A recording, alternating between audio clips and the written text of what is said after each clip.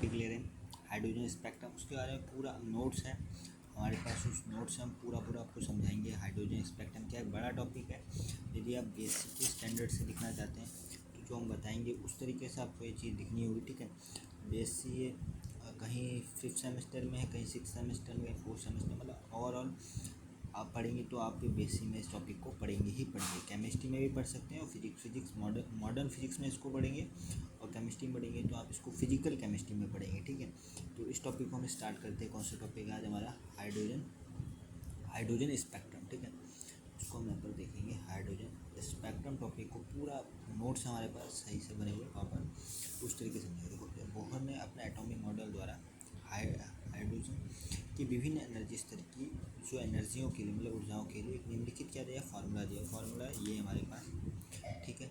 उसमें एन का वैल्यू क्या होगा, 1 से स्टार्ट होगा, 1 2 3 इन्फानाइट तक है। यहाँ एन क्या है, यहाँ पर एक क्वांटम नंबर है। एच क्या है, प्लैंक कांस्टेंट है, मतलब प्लैंक मतलब नियतांक है, ठीक है। आर क्या, रेडियस का नियतांक है। और सी क्या है, लाइट की चाल, मतलब लाइट की स्पीड है, ठीक है। और फिर इसके बाद यहाँ पर सब बता दिया है कि यहाँ पर आर क्या, रेडियस नियतांक है, मतलब कांस्टेंट है। एच क्या, प्लैंक कांस्टेंट है।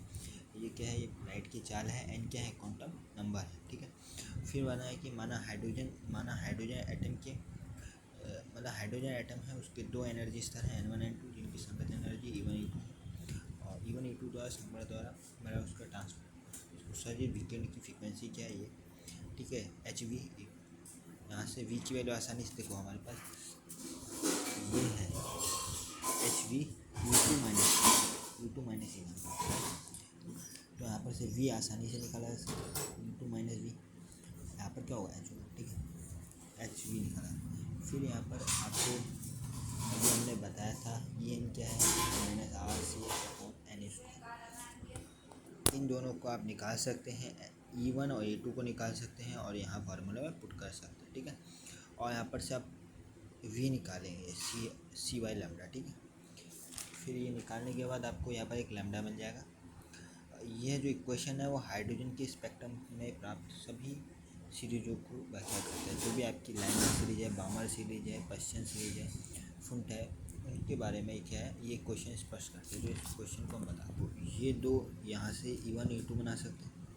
E1 E2 बनाया तो उसमें डालेंगे, देखो ये V बराबर, देखो माइनस को आप या तो E2 है, E2 माइनस का है, ठीक है। और वो माइनस माइनस का हो गया, प्लस हो गया, E1 हो गया। और नीचे क्या है, H कॉमन लिया जा सकता है और पहले स्टम्प को लिखा जा सकता है, प्लस वाली को H से H काट भी सकते कॉमन लेकर, ठीक है। वो कट गया, समझ लें। और यहाँ पर RC कॉमन आ जाएगा और इस चीज़ को आप पहले लिख सकते हैं, ये कट गया, ठीक है। H से H कॉमन लेके कट गया और यहाँ पर RC ले लिया, ठीक है। और यहाँ पर क्या बचा, यहाँ पर पॉजिटिव वाला पहले लिख देंगे, ये लिख देंगे, ठीक है। इस तरीके से हमने इसको लिख दिया। और V क्या बताया मैंने, V बराबर C लैम्डा, ठीक है। और यहाँ पर लैम्डा चाहिए तो आप सीधे भी कर सकते हैं, ऐसा भी कर सकते हैं कि आप इसको यहाँ पुट कर दें, ये V की जगह जो वैल्यू आई है V की जगह वैल्यू रख दें, V की जगह ये वैल्यू रख दें। अब हम C लैम्डा, C से क्या होगा, C कैंसिल हो जाएगा और यहाँ पर आपकी लैम्डा की वैल्यू आई गई। लैम्डा क्या है, 1/r N1 का स्क्वायर प्लस N2 का स्क्वायर। तो यही फार्मूला आया है, ठीक है।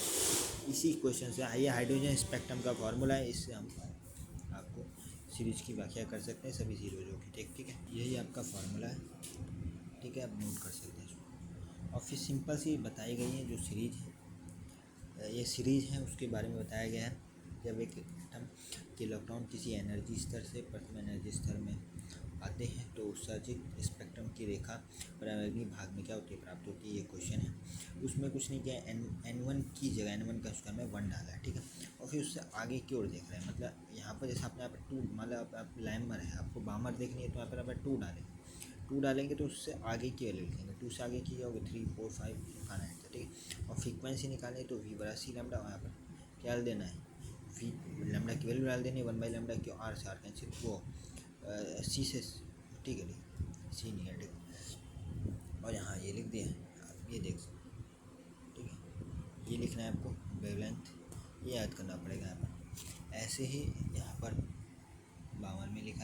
कि जब एटम के इलेक्ट्रॉन के किसी एनर्जी स्तर से दूसरे एनर्जी स्तर में आते हैं तो उसका जो स्पेक्ट्रम रेखाएं क्या होती है 10 भाग में प्राप्त होती है। उसमें किस में प्राप्त होती है तो क्वेश्चन पूछा सकता है परावर्तनीय भाग में प्राप्त होती है, उसमें क्या 10 भाग। ये एक क्लास 12th का भी टॉपिक है, ठीक है। ठीक है, इस सीरीज की फ्रिक्वेंसी ये है।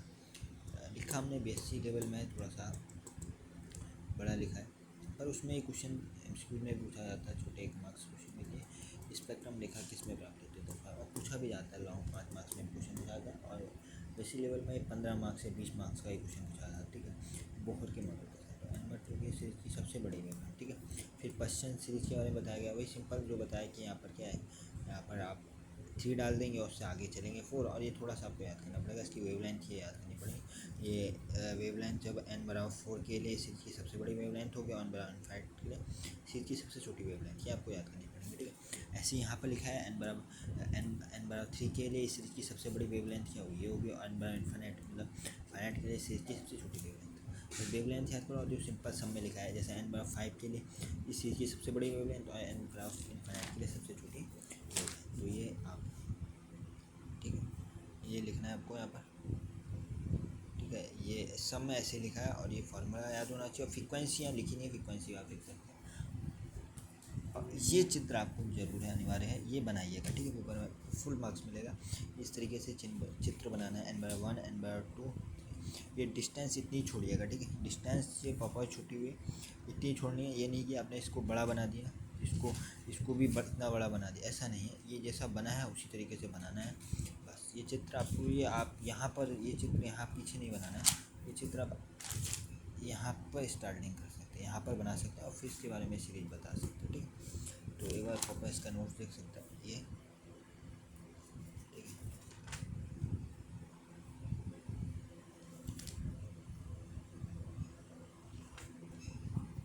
वीडियोज़ को लाइक करें, शेयर करें। इसी तरीके से आपको हैंड रिटेन नोट्स मिलेंगे पूरे विद एक्सप्लेन के साथ। बस वही लिखना है, निकालना n/6 के लिए इस चीज़ की सबसे बड़ी वेवलेंथ याद कर लीजिए, और n/फाइनाइट के लिए सबकी वेवलेंथ याद कर लीजिए, इनफाइनाइट और एक लाइन की 3-4 लाइन तो ऐसी ही होगी, ठीक है। वीडियोज़ को लाइक करें, शेयर करें।